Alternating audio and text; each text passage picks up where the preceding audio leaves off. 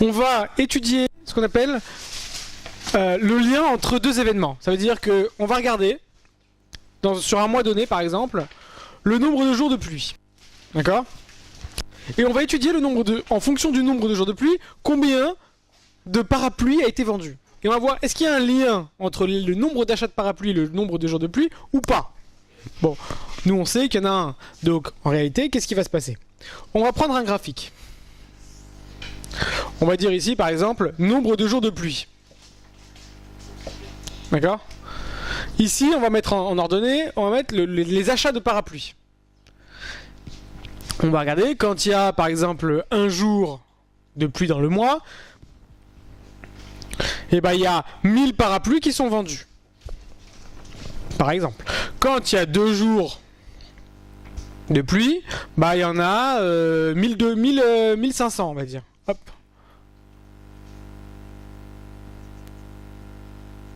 D'accord? Quand il y a 3 jours de pluie, on va dire qu'il y en a 2400. Etc, etc, etc, etc. D'accord? L'idée c'est quoi? C'est que si ce qu'on appelle le nuage de points que j'ai créé décrit une droite, alors si j'ai pas dans mon étude le nombre de parapluies achetés au bout de 15 jours, bah je vais faire quoi? Je vais étudier cette droite, calculer ses coordonnées, donc AX plus B, et remplacer X par 15 pour pouvoir trouver le nombre d'achats. Donc en fait c'est pour pouvoir avoir une prévision de plus tard. D'accord? Alors l'idée c'est quoi? C'est que nous, on va vous donner les coordonnées de plusieurs points. D'accord? Et alors ils sont pas parfaitement alignés, mais ils décrivent quand même, ils ressemblent, ils s'apparentent beaucoup à une droite. D'accord? Et nous on va chercher la droite qui passe par le plus proche de tous ces points. D'accord? En gestion, vous allez avoir la méthode des points extrêmes. Vous allez prendre les deux extrêmes, vous allez les relier. Vous allez aussi avoir la méthode de Mayer. C'est prendre deux groupes de points, faire la moyenne de ces deux points et les relier. Et on a, nous, en maths, la régression linéaire. On a beaucoup de petits calculs, donc je ne vais pas vous en parler parce que c'est la calculatrice qui les fait aujourd'hui. D'accord? Mais en gros, elle va, pour chacun des points, calculer la différence par rapport à la droite et prendre celui où il y a le moins de différence. D'accord? Vous comprenez un peu l'idée? Donc, on va chercher en gros la droite qui décrit AX plus B. Et on va chercher donc A et B. Ça va pour tout le monde? Alors, donc ça, on ne peut le faire que si quoi? Que si le nuage de points s'apparente à une droite. Si le nuage de points ne s'apparente pas à une droite, comme par exemple, alors, prendre des feutres, une nouvelle boîte. Si le nuage de points s'apparente pas à une droite, par exemple à comme ça, mais plus à une courbe qu'à une droite, je ne pourrai pas créer la droite, forcément. Donc, ce sera pas possible. Par contre, si ça s'apparente à une droite, tout se passera bien. Ok, alors, on va regarder un sujet de BTS. Alors, je vais chercher. Donc, sujet 2011. L'idée, c'est quoi? Alors, je m'en fous de le lire, hein. Je vais juste vous expliquer un petit peu comment ça marche. On a ce qu'on appelle un graphique ici, vous voyez? Alors, je vais juste effacer et essayer de vous représenter un petit peu ce qui est sur le sujet.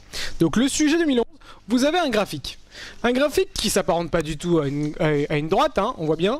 C'est une sorte de S. Ouais. Tout le monde le voit.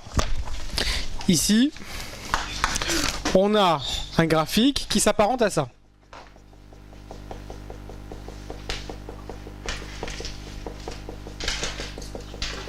Ouais? Tout le monde voit ça? Bon, j'en ai exagéré, mais en gros, c'est ça. Alors, eux, ils ont dit quoi? Ils ont dit, ok, bon, la courbe, elle s'apparente pas à une droite, donc qu'est-ce qu'on va faire? On ne va étudier que quoi? Que la partie de la courbe qui s'apparente à une droite.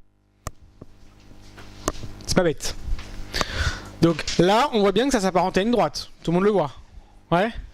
Alors, ils vont vous donner ce qu'on appelle des coordonnées.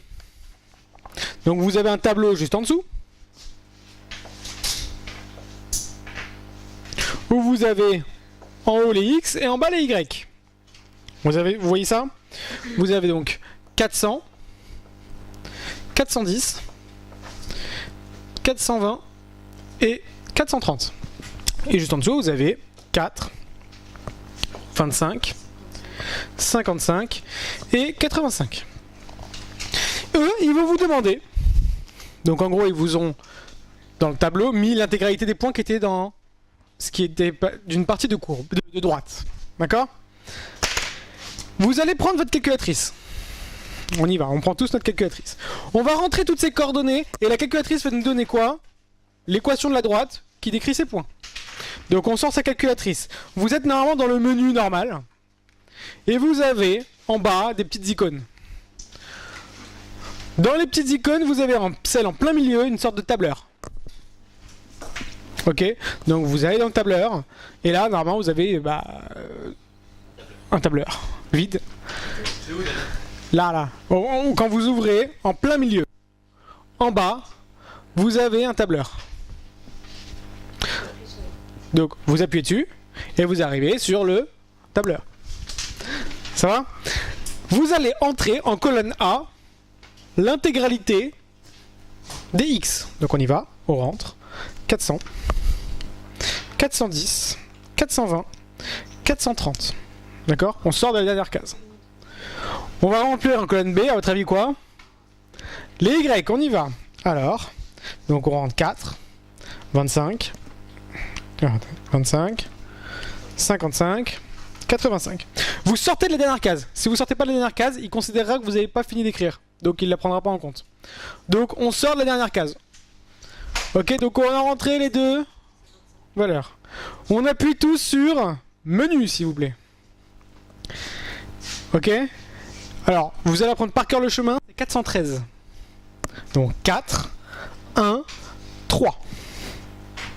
Ouais. Donc là, vous avez un pop-up qui s'affiche. Une sorte de petite fenêtre qui s'affiche. Et on vous dit, liste des X. Vous l'avez mis en colonne quoi? En colonne A. Alors quoi? Vous allez marquer A. Alors, il faut que ce soit petit a. Hein. Si c'est majuscule, vous enlevez la majuscule. Et vous ouvrez un crochet. Automatiquement, il se referme. D'accord? Alors, pour ouvrir un crochet, c'est contrôle parenthèse.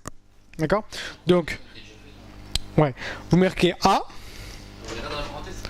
Et vous ouvrez un crochet, vous le laissez vide. En Y, qu'est-ce que vous allez faire? Bah la même chose, mais vous allez marquer quoi? B. Parce que c'est la colonne des B. Donc B. Crochet. Eh, pas parenthèse, hein, c'est crochet, hein, faut faire. Hein. C'est contrôle parenthèse, j'ai dit. Contrôle parenthèse, ça ouvre un crochet, ça le ferme automatique. Le reste, vous touchez à rien. D'accord? Vous appuyez sur OK. Et à droite, en colonne D, donc en quatrième colonne, vous allez avoir, alors le titre, régression linéaire, très bien, reg économique, donc en gros ils vous disent que voilà, eux ils vont vous trouver quoi, mx plus p, c'est pareil que x plus b, hein, mais eux ils l'appellent mx plus p, c'est pareil. Alors m est égal à combien? 2,73, et p est égal à quoi? Moins 1090. Moins 1090. 0,7. Et vous avez juste en dessous, regardez bien, parce que c'est super important ça. Vous avez R carré et R. Ouais. Vous prenez le R, qui est égal à combien? 99675. Donc ça c'est R. Ouais. Non, après avoir rentré X et Y, vous appuyez sur menu 413. Vous remplacez les X, c'est A, B. Et après vous appuyez tout en bas, vous appuyez sur OK. Et normalement en quatrième colonne, vous avez toutes les valeurs que je viens de faire. D'accord? Et donc non, juste R, hein, pas R au carré. Hein. Vous prenez R. Chut, chut. S'il vous plaît, juste laissez-moi finir. Si on trouve la même chose, vous avez dû vous tromper dans les colonnes. Dans... Vous avez dû vous tromper là-dessus. Oui, parce que vous parlez de R carré. J'ai dit on parle de R. Voilà. Alors, très bien. Donc là, en fait, vous venez de répondre à une question. Donnez l'équation de droite y en x obtenue par la méthode des moindres carrés sous la forme y égale à x plus b. Donc en gros, vous, y égale à x plus b, c'est quoi? Y égale quoi?